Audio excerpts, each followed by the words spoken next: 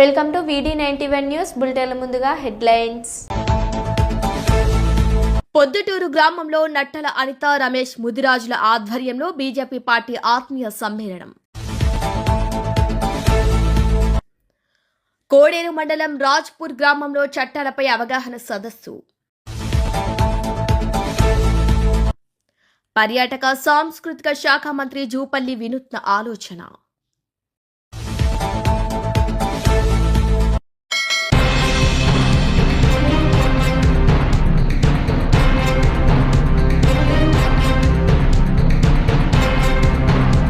ఆదివాసీలను ఆధునిక ప్రపంచంతో మమేకం చేసేందుకు పర్యాటక సాంస్కృతిక శాఖ మంత్రి, ఉమ్మడి ఆదిలాబాద్ జిల్లా ఇన్ఛార్జ్ మంత్రి జూపల్లి కృష్ణారావు ఒక వినూత్న నిర్ణయం తీసుకున్నారు.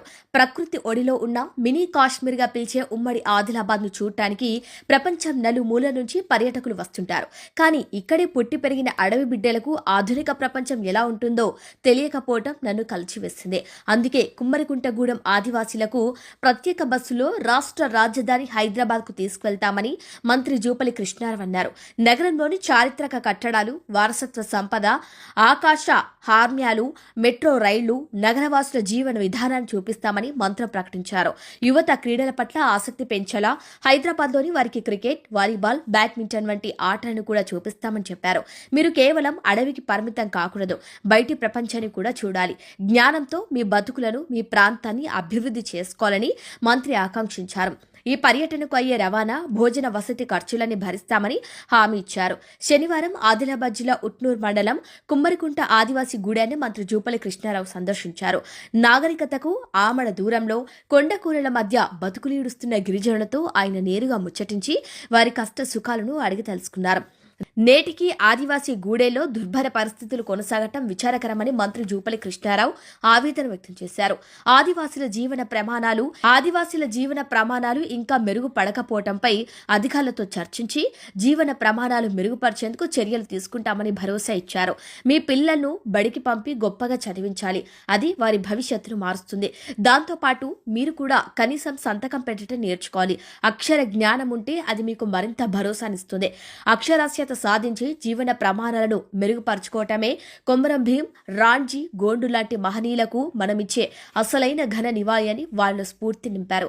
చదువుకోవడానికి కావలసిన పలక, బలపం, ఇతర సౌకర్యాలు ఉచితంగా అందిస్తామని హామీ ఇచ్చారు. ఆదివాసులకు కూడు, గూడు, విద్య, వైద్యం వంటి ప్రాథమిక అవసరాల కల్పనకు తమ ప్రభుత్వం కట్టుబడి ఉందని పేర్కొన్నారు. అర్హులైన ప్రతి కుటుంబానికి పక్కా ఇల్లు నిర్మించేలా చర్యలు తీసుకుంటామని మంత్రి స్పష్టం చేశారు. వృద్ధులకు దుప్పట్లు పంపిణీ చేశారు.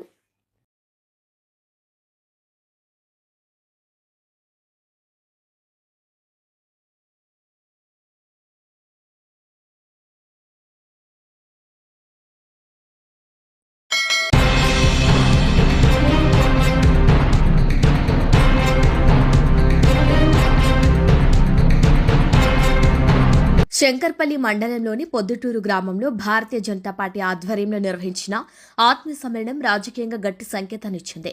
పొద్దుటూరు గ్రామ 3వ వార్డు సభ్యుడు నట్టల అనిత, రమేష్ ముదిరాజ్, మాజీ గ్రామ సర్పంచ్ ఏనుగు నరసింహారెడ్డి ఆధ్వర్యంలో జరిగిన ఈ కార్యక్రమానికి తెలంగాణ రాష్ట్ర బీజేపీ ఎన్నికల నిర్వహణ committee co convener Atluri Ramakrishna హాజరయ్యారు.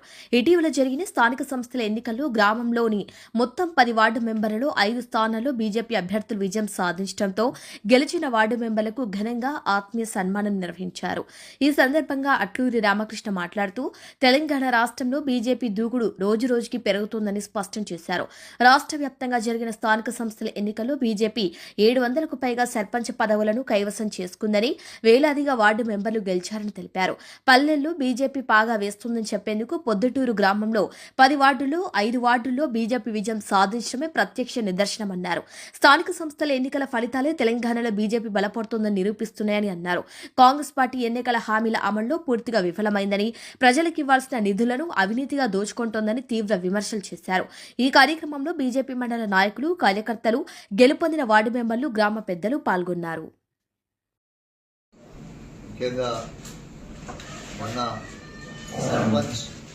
సంబంధించినటువంటి గ్రామ పంచాయతీ ఎన్నికలు జరిగిన తర్వాత భారతీయ జనతా పార్టీ రాష్ట్రంలో అనేక స్థానాల్లో గెలవడం జరిగింది.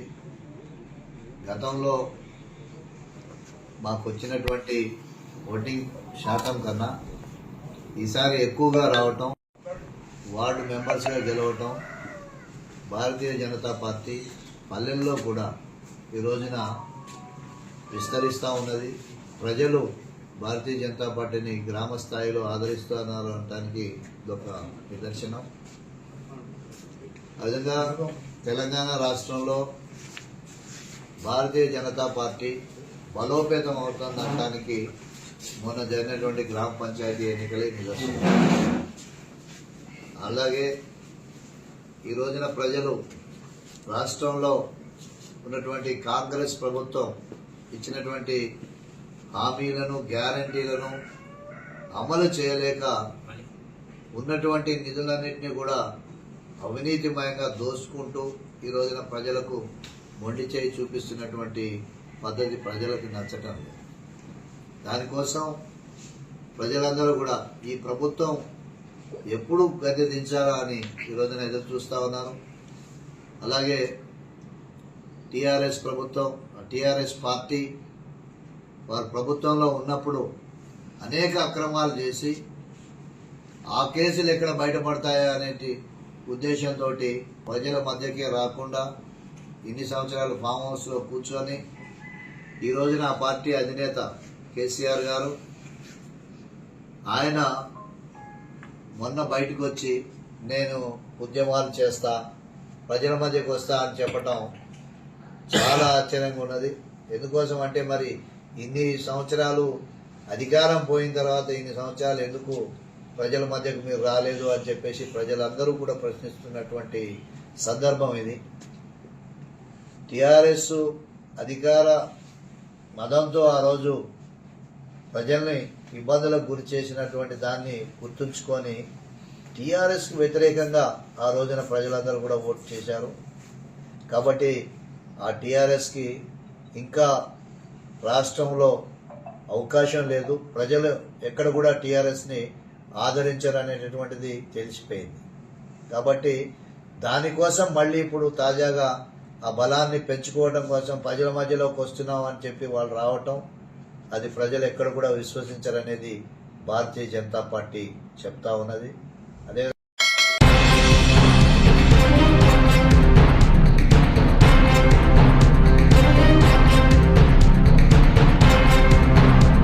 తెలంగాణ రాష్ట్ర న్యాయ సేవా అధికార సంస్థ మరియు నాగర్ కర్నూలు జిల్లా న్యాయ సేవా అధికార సంస్థ ఆదేశాల మేరకు కొల్లాపూర్ కోర్టుల పరిధిలోని గ్రామాల్లోని ప్రజలకు న్యాయ విజ్ఞాన సదస్సులను కొల్లాపూర్ మండల న్యాయ సేవా అధికార సంఘం ఆధ్వర్యంలో న్యాయ విజ్ఞాన సదస్సులను ఏర్పాటు చేయడం జరిగింది. ఈ సదస్సుకు ముఖ్య అతిథిగా హాజరైన కొల్లాపూర్ 2వ అదనపు junior civil judge R Saranya రైతులను ఉద్దేశించి మాట్లాడుతూ భూములు కొనటంలో జాగ్రత్తలు ఏ విధంగా తీసుకోవాలో వివరించారు. ప్రతి వారు భూములు కొనేటప్పుడు దస్తావేజుల పరిశీలన చేసుకోవాలని, భూమి యజమాని హక్కులను, భూమిపై ఉన్న భారాలను మరియు ఇతర హక్కులను తప్పనిసరిగా పరిశీలించాలని, భూమి సర్వే నెంబర్ను పరిశీలించి భూమి వివరాలను ధృవీకరించుకోవాలని, భూమి యజమాని గుర్తింపును నిర్ధారించుకోవాలని తెలిపారు. భూమిపై ఉన్న భారాలను పరిశీలించి భూమిపై ఏవైనా అప్పులు లేదా ఇతర భారాలు ఉన్నాయా అని తెలుసుకోవాలని, స్టాంపు డ్యూటీ మరియు రిజిస్ట్రేషన్ ఫీజులను సక్రమంగా చెల్లించి భూమి కొనుగోలు ఒప్పందాన్ని రాతపూర్వకంగా చేయించుకోవాలని, కొనుగోలు ధర మరియు ఇతర నిబంధనలు దానిలో ఉండే విధంగా జాగ్రత్తలు తీసుకోవాలని తెలిపారు. అదేవిధంగా ఇటీవలే చాలా సైబర్ క్రైమ్ కేసులు నమోదవుతున్నాయని, ఏదైనా అపరిచిత వ్యక్తుల నుంచి వచ్చే సందేశాలకు జవాబు ఇచ్చి మోసపోరాదని న్యాయమూర్తి తెలిపారు. చిన్న చిన్న తగాదాలను గ్రామ పెద్దలు సంప్రదించి పరిష్కరించుకోవాలని, కోర్టులకు వెళ్లి సమయాన్ని, ధనాన్ని వృధా చేసుకోరాదని సమావేశానికి హాజరైన గ్రామస్తులకు తెలిపారు. ఈ సదస్సుకు హాజరైన బార్ అసోసియేషన్ అధ్యక్షులు పోతుల నాగరాజు మాట్లాడుతూ ప్రజలు చట్టాలపై అవగాహన కలిగి ఉండాలని, మోటార్ వాహనాలు కొనేటప్పుడు, నడిపేటప్పుడు తగు జాగ్రత్తలు పాటించి రోడ్డు ప్రమాదాలకు లోను కాకుండా ఉండాలని, మోసపోరాదని తెలిపారు. లోక్ అదాలత్ సభ్యులు కుంభకారి మోహన్ లాల్ భాగ పరిష్కారాల గురించి వివరించారు. మధుసూదనుల హక్కులు, నిర్బంధ విద్య, మోటార్ వాహనాల చట్టం గురించి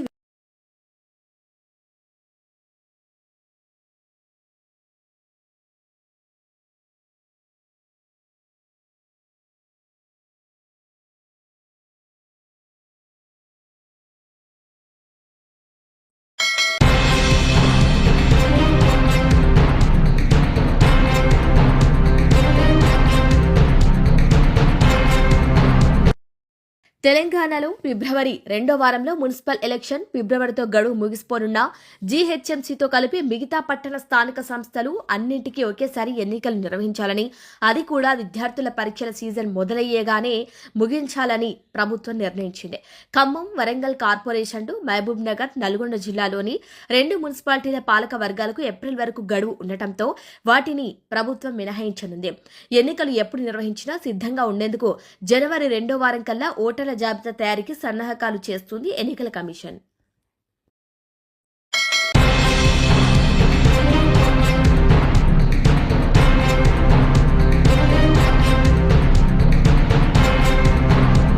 షెలింగంపల్లి జోనల్ కార్యాలయంలో జరిగిన సమీక్ష సమావేశంలో గౌరవ zonal commissioner Shri Hemant Bhorkade IAS, GHMC అలాగే అన్ని సర్కిల్ ఉప కమిషనర్లు, ఎగ్జిక్యూటివ్ ఇంజనీర్లు మొదలైన అధికారులతో కలిసి షెలింగంపల్లి నియోజకవర్గంలో నెలకొన్న పలు సమస్యలు మరియు చేపట్టాల్సిన పలు అభివృద్ధి పనులపై సమీక్ష సమావేశం నిర్వహించారు. ఈ సందర్భంగా zonal commissioner Hemant Bhorkade IAS మాట్లాడుతూ అన్ని విభాగాల అధికారులు సమన్వయంతో పనిచేయాలని, సమిష్టి కృషితో షెలింగంపల్లి నియోజకవర్గంలో అన్ని రంగాల్లో అభివృద్ధికి ప్రతి ఒక్కరూ కృషి చేయాలని, షెల్లింగంపల్లి నియోజకవర్గంలో నెలకొన్న పలు సమస్యలు మరియు చేపట్టాల్సిన పలు అభివృద్ధి పనులపై చర్చించడం జరిగింది. పెండింగ్ లో ఉన్న పనులు త్వరితగతిన పూర్తయ్యేలా అధికారులకు ఆదేశాలిచ్చారు. అసంపూర్తిగా మిగిలిపోయిన పనులు త్వరితగతిన పూర్తయ్యేలా చూడాలని, ప్రజలకు ఎలాంటి ఇబ్బంది లేకుండా అన్ని రకాల మౌలిక వసతులు ఏర్పాటుకు కృషి చేయాలని zonal commissioner Hemant Bhorkade IAS తెలియజేశారు.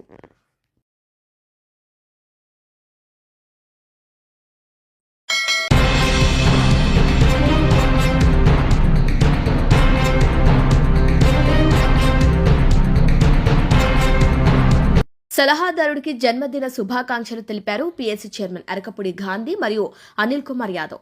తెలంగాణ రాష్ట్ర ముఖ్యమంత్రి రేవంత్ రెడ్డి రాజకీయ ప్రధాన సలహాదారుడు వేం నరేందర్ రెడ్డి జన్మదిన సందర్భంగా వారి నివాసంలో ప్రత్యేకంగా కలిసి వారికి శుభాకాంక్షలు తెలియజేశారు.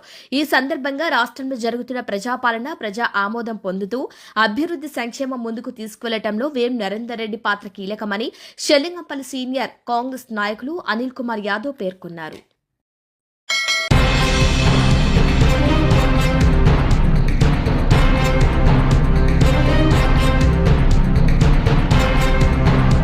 సంగారెడ్డి జిల్లా జహీరాబాద్ మండలంలో కోతుర్బీన్ గ్రామ పంచాయతీ పరిధిలో నూతన సర్పంచ్ మహాదేవి తెలిపారు.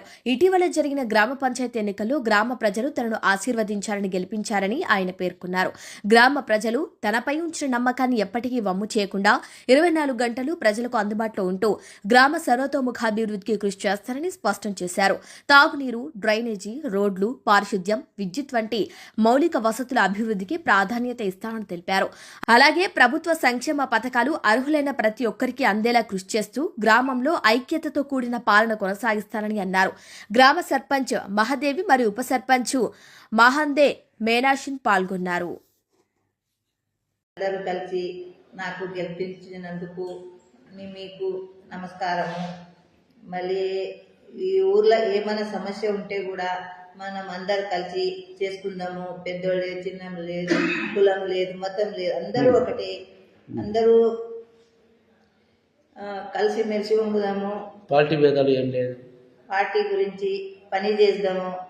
అలా కొత్తరు ప్రజలరా మీరు మంచి పేరు తెచ్చుకోవాలి.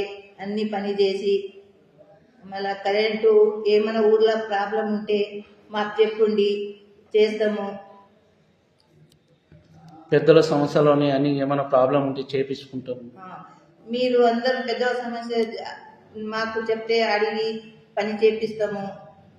మళ్ళీ 2 సంవత్సరాల నుంచి స్పెషల్ ఆఫీసర్ పాలన నడుస్తుంది. కొన్ని పనులు ఆగిపోయినాయి. అది రేషన్ కార్డు గురించి కానివ్వండి, లేకుంటే ఏమైనా నల్ల గురించి కానివ్వండి, ఏమైనా క్లీనింగ్ గురించి కానివ్వండి, కొన్ని వార్డులలో కొన్ని సమస్యలు ఉన్నాయి. నేను వార్డు మెంబర్స్కి కూడా ఊరు వాళ్ళకు కూడా చెప్తున్నా, మా దృష్టికి తీసుకుంటే మేము కూడా వస్తాం. గల్లీలో తిరిగి ఎక్కడెక్కడ మీకు సమస్యలు ఉన్నాయి అక్కడ మేము తప్పకుండా దాన్ని పరిష్కారం తీస్తాం. మళ్ళీ ఇంకొకటి ఏంటంటే మన దగ్గర కెమికల్ కంపెనీ ఓపెన్ అయింది. అది మేము మా గ్రామ పంచాయతీ నుంచి మా వార్డు మెంబర్ నుంచి తప్పకుండా అది తీర్మానం వేసి ఒక నోటీస్ ఇష్యూ చేస్తాం వాళ్ళకు. వాళ్ళు ఇల్లీగల్గా ఎలా నడిపిస్తున్నారో అది తప్పకుండా మేము దానికి క్లోజ్ చేయాలి. కలెక్టర్ ఆఫీస్ వాళ్ళ దగ్గర కానీ ఎక్కడైనా వెళ్తే కానీ అక్కడ వెళ్ళి ఆ కంపెనీ మేము క్లోజ్ చేయాలని మేము ఆలోచిస్తాం. మొత్తం ఊరు వాళ్ళు ఆల్ పార్టీస్ సపోర్ట్ మాకు కావాలి. తప్పకుండా మేము మా ఊరిని మనమందరం మంచిగా ఉందాం, మంచిగా ఊరిని కాపాడుకుందాం.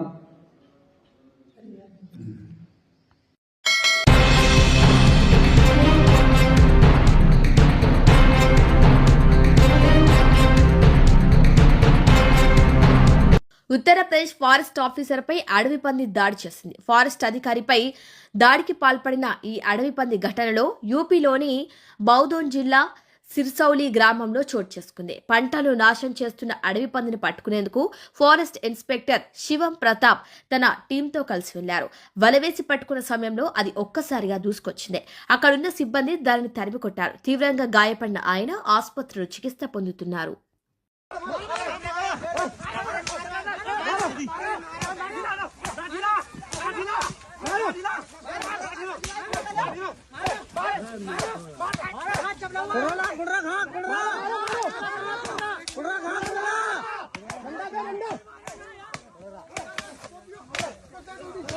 डंडा मारो ना यार भैया भागो भागो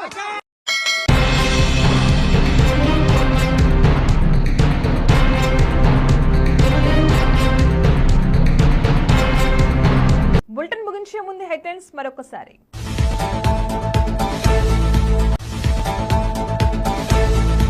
పొద్దుటూరు గ్రామంలో నట్టల అనిత రమేష్ ముదిరాజుల ఆధ్వర్యంలో బీజేపీ పార్టీ ఆత్మీయ సమ్మేళనం. కోడేరు మండలం రాజ్పూర్ గ్రామంలో చట్టాలపై అవగాహన సదస్సు. పర్యాటక సాంస్కృతిక శాఖ మంత్రి జూపల్లి వినూత్న ఆలోచన.